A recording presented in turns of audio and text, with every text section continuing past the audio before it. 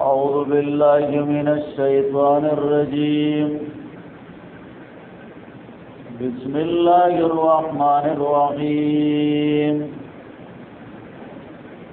سبحانك لا علم لنا إلا ما علمتنا إنك أنت العليم الحكيم الذين يأكلون الربا لا يقومون إلا كما يقوم الذي يتخبطه الشيطان سورة البقرة کی سلورم ایسوا پا بیان دا انفاق فی سبیل اللہ کی اور ان منگویلیو دو سوا پینزاوی ایم نمبر آیات مبارکہ دے مختصر یوسو احادیث منگ دسودو متعلق عرض کرو دی آیات مبارکہ کی اللہ رب العالمین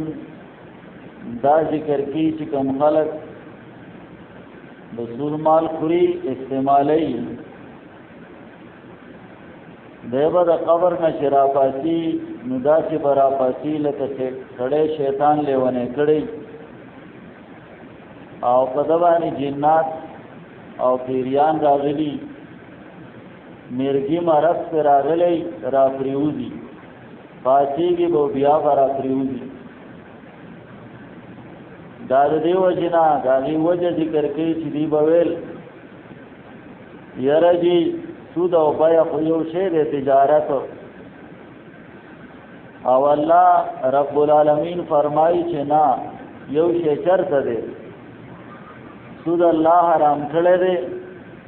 او بیا و تجارت اللہ حلال کھڑی دی دی دوارو کی فرق دے شاہدہ مسئلہ واوری دا سودو او دے دا سود نا منع شو بس دتا بخپل مال میلاو شو و غسود دی پریدی او دا اختیار دا اللہ سر دے معاملے اللہ تسپارلے دا او سوچ بیام دا مسائل و نبات مسئلہ و تا معلوم شوا قرآن واوری دو ورنم حدیث ذکر کری وغی واوری دو بیام سودی معاملات کئی اللہ وی دا خلق بور تزی او دی با بور کی ہمیشہ دا پاروسی نزکا اللہ رب العالمین فرمائی الذین یاکلون الربا آگتان چی فری مال دسودو یاکلون الربا دسود مال فری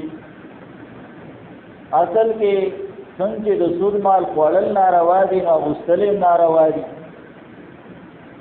صدقہ کولیم ناروا دی او دارنگی فیضار دسود پا مال باندی والیم آغا چولم ناروا دی خودلتے اکل ذکر کڑے دے خوراکی ذکر کڑے زکا مقصدی سیز دمال گٹلو سدے خوراک نور عرص پکی راجی کہ آغا جامد او که پیزار دے او که آغا اریو کاروبار دے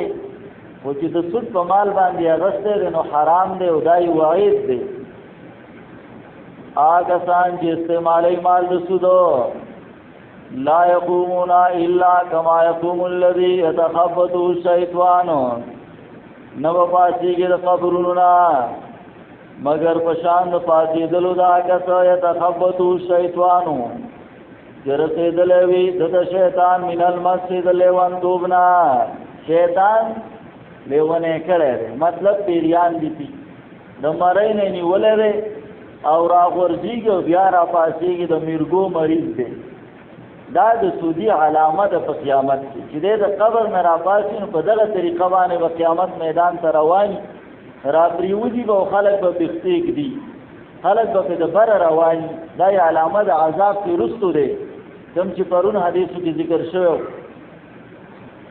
امین المسجد د لیوان توبرا شیطان لیوانه کړي دی د دې نه معلومیږي دا خبره چې شیطان په انسان باندې اثر کوي جنات پیریان پہ انسان کے صدے اثر کئی حدیث کے راضی نبی صلی اللہ علیہ وسلم نے اعتکاف کے ناس سے او صفیہ رضی اللہ تعالی عنہ دا نبی علیہ السلام بی بدا اول اخوال رالا تو خبر اثرے کولی بیا چروتنو نبی علیہ السلام ور سردا سے دروازے پورے لاڑو نو یو دو صحابه داسې روانو په لار باندې تیر شو. نبی علیہ السلام ورپسې آواز وکړه لکه لګودرېږئ هغې وویل چې خیر دی وایي دا صفیه وه یعنې زما کور والا وه. نو هغې ورته وویل چې سبحان الله چې موږ خو څه نه دي ویلي. نبی علیہ السلام شیطان د انسان په زړه کې وسوسې اچوي هسې نه چې تاسو لاړ شئ او بیا به وایي چې دلته دا څوک ښځه به راغلې وه شپه ده چې څوک به خواله راغلي. نو د تهمت د ځای نه به هم ځان ساتي. د هغې ویل د الله پیغمبره موږ خو داسې ګمان نه کوو. نبی علیہ السلام شیطان په انسان باندې بیا کله کله څه کوي غالب شي او دا ګمان پرې جوړ شي. نو من المسجد د لیوانتوب نه حدیث کې راځي یو زنانه ده په هغې باندې مرګي راځي. هغه راغله د بیمارۍ ځان له خپل اجر او ثواب دی. سړی بیمار دی دته الله رب العالمین په دې کې اجر او ثواب ورکوي. نو هغه زنانه راغله ویل د الله پیغمبره ما باندې مرګي راځي او ته دعا وکړه چې ما الله څه کړي روغ. نبی علیہ السلام نے دعا کو ما خبرے دا دے کے ثواب دے گورے دی بیماری کے سرے ثواب دے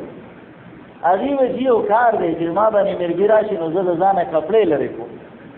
ځان بربندوم زه خیر دے په دې باندې به صبر کوم بیماری دی راځي خو ته دې دعا وکړه چې دا بربندوب را نه ختم شي. نبی علیہ السلام ورته دعا وکړه نو بیا په بیماری راتله ولکه ځان به نه بربندوم او په دې باندې به صبر کوم. ځکه حدیث کې راځي نبی علیہ السلام فرمایي چې د قیامت پر ورځ باندې کوم بیماران راشي او دوی ته الله رب العالمین کوم اجر او ثواب په دې بیماری باندې ورکوي نو وایي دا روغ خلک به ارمان وکړي چې ارمان دی چې زمونږ دا چمړې دې په ټینسو باندې کټ کړی شوی وي موږ د ټول عمر بیماری کړی وی چېرته هم د صحت نه وی لیدلی خو چې اوس راته دا اجر میلاو شوی. د دې وجې نه الہ العالمین وایي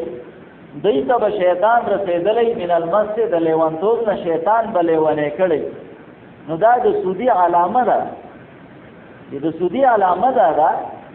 چې دی به داسې ګرځي او دی به د قیامت میدان ته داسې رواني ته به وایي دی شیطان څه دی لیونی کړی دی او د مرګو مریض دی د پیریانو مریض دی اوچتېږي او راخلاصېږي